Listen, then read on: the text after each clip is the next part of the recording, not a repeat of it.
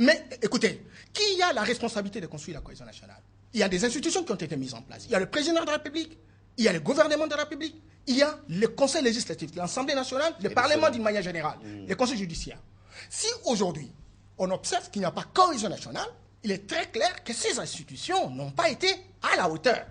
Lorsqu'on veut construire la cohésion nationale, il faut aller en dehors de la situation extra-juridique. Il faut aller en dehors de l'extra-institution, de la situation politique qui existe aujourd'hui. Il faut aller dans la philosophie et la pratique politique. Qu'est-ce que nous faisons pour sauver la République? Alors, si nous voulons véritablement sauver la République, n'allons pas dans la logique juridique parce que nous sommes en extra.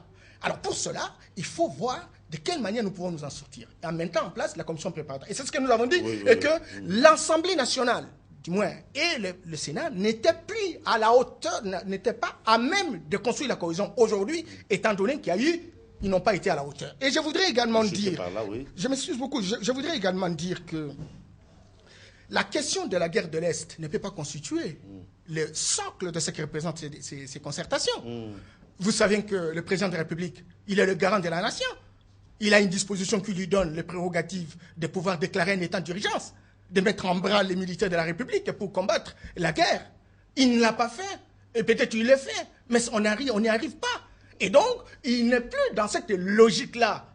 Il n'a pas été à la hauteur. Il faut que les gens se mettent ensemble. Pour la concertation, ce n'est pas seulement pour résoudre les problèmes de l'Est. Il y a encore d'autres matières. Il y a d'autres matières qui, visiblement, sont fondées sur les frustrations qui ont été provoquées après les élections de 2011. Et le président avait fait véritablement ce diagnostic qu'il fallait 3 pistes pour s'en sortir. La piste politique, et là, c'était fondamentalement la question de l'intérieur politique avec les frustrations, la question diplomatique et la question militaire. Je voudrais terminer en disant à Francis qu'il faut avoir beaucoup plus, il faut être humble. Il faut être humble. Aujourd'hui, on peut être à la francophonie, on peut représenter le pays partout, etc. Il y a une notion en relations internationales, il me semble qu'il a fait les études en relations internationales, ce qu'on appelle l'interlocuteur. L'interlocuteur peut venir par les élections, tout comme par la voix des armes. Il est le seul interlocuteur qui représente la République. Merci Norbert Yamaïma. On ne peut pas dire que parce que tel est reconnu par la francophonie, tel est président représenté, etc., qu'il a la légitimité. Non, merci Norbert. Il peut avoir la légalité et la voie pour accéder à cette légalité est connue. Je voudrais terminer pour dire que la Cour suprême n'est pas véritablement une instance de référence. On connaît la justice dans notre pays. C'est une justice qui n'est pas véritablement une justice juste. Et ça, tout le monde le connaît. Et d'ailleurs, il faut aller juste une minute, justement, dans ces instances-là. Vous allez vous rendre compte que le Congo, véritablement, c'est la jungle. Non, il faut arrêter de pouvoir fluer notre peuple. On a besoin que nous puissions discuter de manière cohérente dans la perspective qu'on cherche des solutions durables. Il n'y a personne qui peut véritablement dire aujourd'hui qu'il a acheté le Congo à un prix encore que je ne pense pas que quelqu'un puisse acheter. Merci, honorable. Merci, Norbert Yamaïma. Professeur Michel Bongongo, vous êtes secrétaire général de l'UFC, vous êtes enseignant, mais sénateur. Le Sénat, c'est la sagesse. Aujourd'hui, nous avons une préoccupation. Vous aurez d'abord réagi, parce que là, déjà, on sent des contradictions entre société civile, majorité, quant aux objectifs d'abord de ces concertations, la forme et la manière de procéder. Ça, c'est la première préoccupation. La seconde, c'est par rapport à l'opposition. L'opposition, à travers le conclave de l'IMET et les assises sur les concertations nationales des Fatima, a posé des préalables. Et ces préalables ont été pris en compte par les présidiums. Mais qu'est-ce qui fait que, jusqu'à présent, l'opposition se présente en ordre dispersé, divisé et n'arrive pas à se mettre d'accord? Merci Adolphe.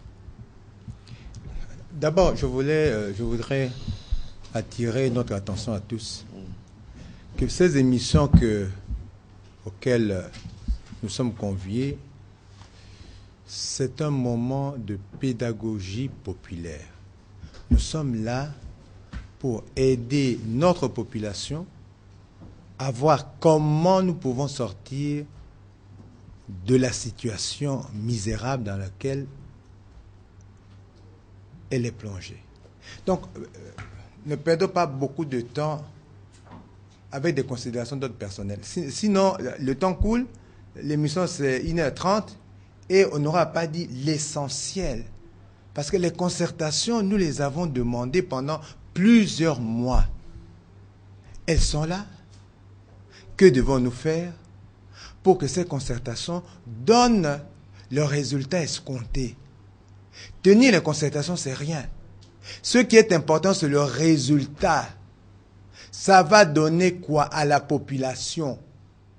Est-ce que ce sera encore un débat d'intellectuels comme ça se passe maintenant? Chacun va exhiber ses connaissances, ses prouesses intellectuelles, mais la population ne se retrouve pas. Nous devons faire très attention. Nous avons une responsabilité à la fois individuelle et collective de conduire le peuple. Ça, je voulais attirer notre attention à tout cela. Vous me parlez de l'opposition, elle va en ordre dispersé. Non, l'opposition ne va pas en ordre dispersé. Vous voulez une unité mécanique de l'opposition. Même la majorité présidentielle, elle est plurielle. Je ne pense pas que dans la majorité présidentielle, quand quelqu'un tousse, quand le président Kabila tousse, eh bien, tout le monde s'émeut. Non, ça, vous trompez. On a quand même des amis là-bas. Donc, il faut laisser les gens libres. On ne peut pas exercer cette fonction politique si on ne jouit pas de sa liberté, la liberté de sa conscience. Et fort de cette liberté de la conscience, il y aura ceux qui prendront le train maintenant, en se disant, les préalables sont là, sont remplis, on y va. D'autres vont poser certaines questions, ils vont se dire, j'ai déjà eu des coups, j'ai déjà eu ceci, ils vont évoquer l'histoire, ils vont peut-être être un peu nostalgiques, mais à un moment donné, ils y entreront. L'essentiel, c'est toujours laisser la porte ouverte, toujours l'ouverture. Il ne faut pas chercher que tout le monde entre au même moment parce que les gens vont se bousculer, ils vont se faire mal. Hein? Aujourd'hui, oui, je n'ai pas entendu de la part de mes frères et sœurs de MLC qu'ils ne vont pas venir à ce dialogue. Je n'ai pas entendu. Ils posent des questions. Je n'ai pas entendu de mes frères et sœurs de l'UNC qui ne seront pas là. Je dirais même l'UDPS qui pose un certain nombre de préalables. Je ne dis pas que automatiquement l'UDPS ne sera pas là. Non, les choses peuvent évoluer et nous avons tous la charge d'influer sur le comportement des autres. La discussion. Au-delà des déclarations publiques que nous faisons, la discussion, l'écoute des autres, ça peut aider à faire marcher la machine, parce que chacun de nous doit répondre devant le peuple. Qu'on soit dans la majorité présidentielle, qu'on soit dans l'opposition, qu'on soit dans la société civile, on a une responsabilité. Et cette responsabilité-là nous incombe de nous comporter dignement. Professeur Michel Bungongo, puisque nous parlons des préalables, pouvez-vous rappeler à l'intention des téléspectateurs les préalables posés par l'opposition et quels sont ceux qui ont été pris en compte par le président? Nous avons demandé le comité préparatoire mixte paritaire. Bon, je dirais qu'on n'a même pas été le seul à le demander. Hein. Il ne faut pas se taper la poitrine en disant que tout ça, c'est nous. Non, c'est pas ça. Nous avons fait partie d'une dynamique. Il y a la société civile qui a demandé. Il y a même certains de la majorité qui l'ont demandé dans les discussions que nous avons avec eux. Ils disent non, nous aussi, nous voulons ça, tout ça. Donc, nous avions ce préalable-là. Ce préalable est indispensable pour que les concertations se déroulent de façon apaisée. Que chacun se dise, j'y entre parce qu'on peut atteindre tel objectif et que les gens ne soient pas otages des agendas cachés. Le présidium l'a accepté. Nous avons demandé le préalable relatif au consensus comme unique mode de décision lors de ce forum. Cela a été accepté. Mais nous devons dire que avoir comme mode de décision le consensus, c'est un combat. Parce que le consensus, ça signifie l'unanimité. Et pourtant, c'est difficile. C'est ça ce que ça signifie. Hein? Donc, ça va prendre du temps. Ça va demander de chacun de nous de l'écoute de l'autre. Ça va demander de chacun de nous l'esprit des concessions mutuelles. De ne pas croire que quand moi de l'opposition je parle, c'est l'évangile, c'est la Bible, la majorité n'a qu'à accepter, la société civile n'a qu'à accepter. Non, c'est pas ça. Mais nous avons dit, pour nous éviter ce problème de suspicion. Un tel Mayamba est là, il est de la société civile, mais non, il n'est pas de la société civile parce que le soir, il voit son frère Kalombo, ils se mettent d'accord. En fait, c'est quelqu'un. Pour nous éviter ça, on a dit consensus. Le consensus a fait que on ait nécessairement besoin d'un facilitateur. C'est-à-dire que quand la machine va se bloquer, il n'y a pas moyen d'avoir un consensus. On fait appel à un vieux à nous, il est juste à côté de nous, il nous connaît tous, et peut-être que par son intermédiaire, par sa facilitation, on peut arriver aux choses. Donc, le troisième, nous avons demandé la localisation des assises, des travaux des assises à Kinshasa. N'amenons pas ça ailleurs. La suspicion, le climat de suspicion règne inutilement en maître dans la classe politique, entre la classe politique et la société civile. Et tout ça ne va pas nous aider, ne va pas augurer de bons fruits pour, n'est-ce pas, les concertations.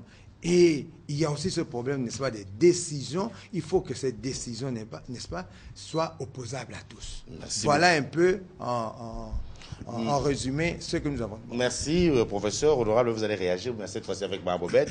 En Lingala, mesdames et messieurs, l'objectif, c'est de voir comment, après discussion, après analyse, comment est-ce que nous pouvons faire pour regarder la même direction et aider ces pays à redécoller. Mme Bobette, vous avez la parole pour poursuivre avec le débat. Ndeko Adolphe Sekweza mingi pamba te matali ekolo Congo etali opposition te etali pe majorité te bongo ndeko Francis Kalongo namoni kaka ekomi mingi pamba te majorité esengaki masolo opposition pe lokola pe société civile kasi lelo awa na komona bino lokola boko yokana te moto alingaki na nzela ya ye bayimboka balingi kimia. Oui, il faut que kimia na moto nyonso esenga frère Patrice et que ngana kanisi kimia pe to kozwa yango kaka. Faut pas obosana que eza bayimboka nde moto basenga ye na mokonzi balobi to constater que cohésion eza tende ni bitumba mikolo nyonso to kutana esika moko po to solola cohésion ane ko kozonga. Mais avant na expliquer sika wana na dingina loba muke na likamunde ko Norbert alobi awa pamba te ngana défenseur la population na ninga bazo ba population ta takutu to ama yela ngo ya koleka to tangi ba université ngo ata to ala ba titre ngo belé na kanisi eza na tina te parce que tango zolo ba interlocuteur Kabila za interlocuteur ta président interlocuteur et andege moko te na mukonzi donc to tshona lingala interlocuteur ya mo lobi moto bo loba na ye mais bo président mo konjo azo konza zo kamba zo diriger bino. C'est ça, le loi président de la francophonie. Et tant qu'on néglige la Cour suprême, bah oui, bah là qui bah candidat pour y aller qui n'a été, bah mon qui était, le gars bah quoi qui une élection il fallait bah qu'il na Cour suprême ouana. Bah au peut bah qu'il na Cour suprême bah gagnant, so il bah yo qui on n'est ngozolo bah boué bah te, ngana qui na Cour suprême bah ça a raison. Au peut bah soit raison te bah continuer qu'on loba. Alors faut positionner kana aux awapi. So ozano opposa olati kazaka ya opposa na bandiko s'opposer na Kabila et ozala malamu ke kokosana na société civile a muto a naître makambeleka na Congo to yebi yango ba politicien ba bundanaki ba yebi makambo ba bundanaki o balobanaki et puis ngai na ateke na ko attaquer yo nazo analyser makambo yo zoloba nazo répondre na analyse mabe ya biso ba congolais to linga contradiction te tolingi soki to lobby bandi maka biso soki ba contredire kansi attaque personnelle te awa attaque personnelle ya te ya contradiction ya malobo tozo loba makambetali ba imboka tolingi kokutana pamba te mokonza mboka otoza na elelo yo ayebi komikitisa ayebi koluka parce que il considère que ya za président ba congolais nyonso et ala ba opposant ezala ba diaspora ezala ba combattant ezala ba nani président na bango nyonso lelo yemta représenter Congo même ndenge ba koloba awa ke élection il y a un problème. Qui engage la République aujourd'hui? Kotambola boposa batambola, société civile et sangana, parce que vous sengana e Kabila, président convoqué dialogue, convoquer concertation basengi na mutu mosusu te biso tomilengeli mpona okende na concertation oyo pamba te eza likama motuya bamama bazoviole bango bana bazoboma bango na este bitumbeleki tosala ndenge nini mpo bitumbo esila soki tokutani biso nyonso esika moko tosololi oyo alobi ke nga namoni mpo bitumba esila esengeli tozwa boye bazwi epuis boyebi yango bien mama bobete yebana nango na mokili mobimba place bayi politique bakutanaka nzoko ekabwamaka kaka eza likambo kobombama te na suka nango bakabolaka nzoko me toboyi tosala makambo neti ya conférence nationale souveraine oyo bamosusu balingi bokumisawa deke bakabolaka nzoko baaki nyonso makambo oyo nyonso balobelaka na kati babwakaka na mai bato balandaka ya gouvernement balandi kogere balandi esika mbongo awa toza na problème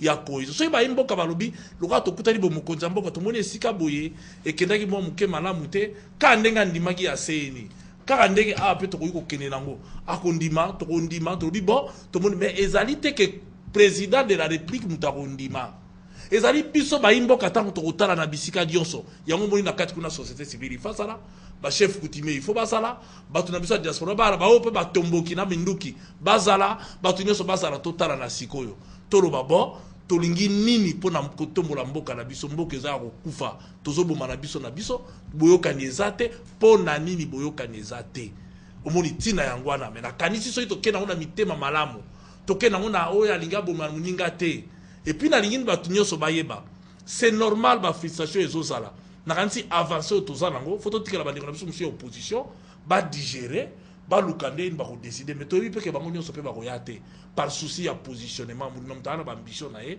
ana souci na ye mais lelo oyo mais lelo oyo nakanisi majorité mpe bango nyonso bakoya te société civile nyonso mpe bakoya te nombre ya bato wana eza kaka barepresentant te lelo ata tozwi kaka deux partis politiques ya opposition to deux pamba ya majorité ngolobaki opposition azali société civile ata tozwi bato mibale parce que soki balobi badélégué bala 500 yebisanga est ce que tokozwa na kati ya société civile yaka 500 personnes est ce que baparti politique balaka 500 towana baparti politique soki iboli bakodétermine bacritère na bacritère wana basi badétermine c'est là où bareprésentant na bango bakozala alors tant que tokosolola tolingi ke tosolola avec un seul objectif tobosana nanu baprofit na biso moko en tant que bayi politique na lokoso na biso ya bokonzi totala d'abord likambo etali mboka ezolingi ekabwana banguna baza na kati ya mboka ndenge tokosala po tobute parce que quand on parle de cohésion nationale eza po togere mboka na biso te matata azogere te baministre bakogere te même soki bamisusu bakogere mabe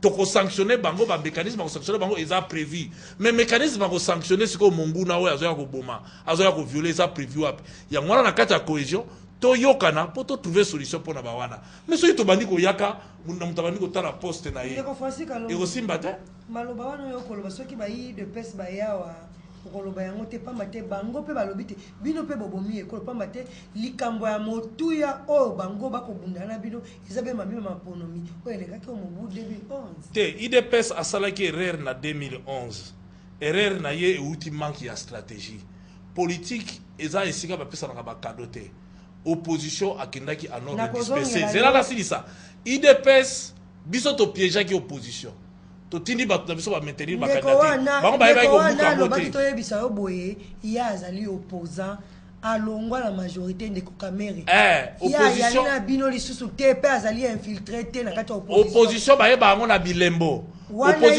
yango nalobi opposition ya na maloba te tangela ngai fruit oyo yeleko wana asala oyo ezolakisaka ya na opposition oyo eza na pouvoir eza moko tozonga nano pamba te molakisi Michel Bongongo ye azalaki na mambima ya koleka na kati ya opposition ayanwana na motuna nayebi te ndenge na ote koloba ndeko Francis Kalombo nkaka ebandi mpena kovanda kati na bayimboka bakomituna tosengaki masolo ngonge belemi kasi tokomi komona tokomi komibenda oyo kuna majorité eloba te batia bainfiltré yango bayimboka batuni bokokende po te boboma to bosangisa mama masolo ya kokutana ebandaka kaka ndenge wana ekobana makele maintenant bato babanda kosolola kosapprécie moto wana ekokita ezalaka kaka boye na masolo nyonso lokola toza na culture ya kosolola mingi te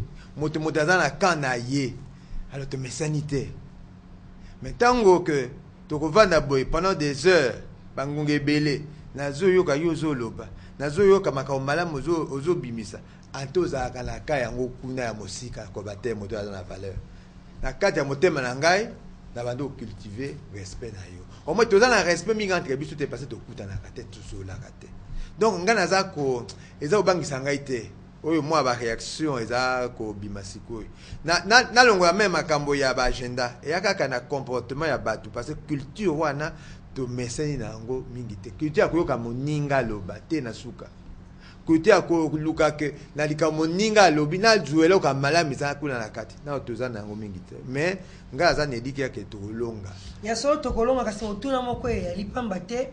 Bolobaka te boko kende te bosangana mokola ya mbote ya sanza ya sambo we uti koleka bolobi te bino boko kende te makambo mango mapongwami bongo nini ya bino ya motu ya bandimi pote etina bino to pesa bino nzela ko kende concertation nationale tolobaka na mokola ya mbo ya sanza ya sambo tolobaka biso toko kende te tato keina conclave tolobi biso doko kende soko makambo boye boye salemi to positive o na biso attitude na biso ba condition yango mambi maito sengaki masalemi pe mazako salema na kanisi tete motokola kengo wa domdo na mutokola minaku bako vanda devant biso le roi de aka lobby pe ba ya kokosa biso te na kanisi te il y a quand même un minimum ya oke eko salima te donc pour na biso ndenge to kende ki lobby na bandeko ya opposition tondimi biso so to baki toko kende esika to senga ki pote to sa population ezali kuna na kati esika to kende na kati kuna eza cadeau te to ke kuna te toni pesa mbote duta tongo te pourquoi tout ça comme la kopo te to ko discuter tant vous sommes que to ko swana l'essentiel est que na suka to komana consensus na compromis parce que biloko misa to biso to lobaki na conclave ya minene oye sengeli salema na concertation wana ou dialogue ezali concession mutuelle consensus compromis kokende te koloba te kaka oyo eza na moto na ngai moninga ifandima il faut tokokoma na ba compromis donc wana ezali mama eloko moko malamu surtout que bandeko boyo baza kokamba likambo yango balobi ke bandimi comité préparatoire na salema ekobongisa makambo ebele koleka ntango toyaka na CNS kapena azaka na CNS c'est ça comme habite c'est bisa makambe belé à malamu mais loko ezaka loko ali bosser zo bimela bisu to zaka na expérience na simate alors moi ba erreur ya ba procédure et tout ça qui bisu mingi tandis que soko to zana moi comité wana en amont to za ko traiter makambo yo surtout makambo ya ordre du jour déjà lobi ba obi na bisu ni obi non ba thématique yango wana bokene kotia ba proposition na bino na kati ba thématique wana ordre thématique on est ordre du jour so ba to na bino bokene kotia na bino bolingi déjà bandimi que ordre du jour eza ko changer eza makambetali format ndenge tokoya ba na biso na niveau ya comité préparatoire total yango pote mobulu ebimate songi kota te ba suspicion et kota te mécanisme où yetali suivi à ba décision bobi bilumpe na niveau ya comité préparatoire wana bomeka un peu kokanisa loko to kozala opposition soko 10 personnes ndenge ba proposer biso bien que biso toningi moi mingi majorité 10 personnes société civile 10 personnes so bozali 30 personnes na ndenge bobana kosola mikolo so tu wana mais bolinga kota kaka wana cohésion ekoya wana cohésion ezali eloko moko ezotambolaka te cohésion yana na masolo bozala kosola entre bino ntango cohésion wana ekoya bandeko wana baza na comité wana babana koteka yango sikoyo na niveau ya ba composante na bango pe tokolikia te na ntango tozonga sikoyo na composante na plénière makambo ekotambola malamu.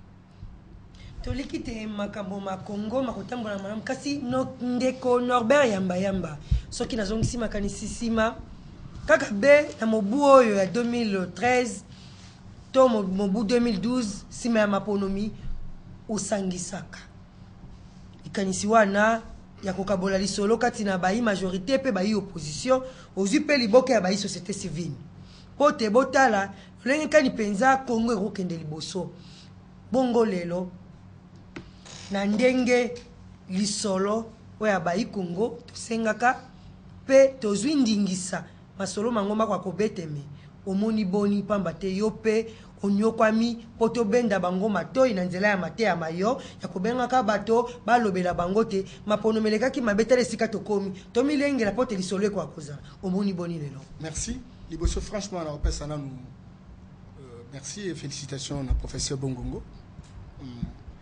azola ki sabo moto na ye pe azosala moi makasi avec autant de sacrifices na ba incompréhension azali nganga ya maele okoza nganga maele mais ozana bomoto te mais il y a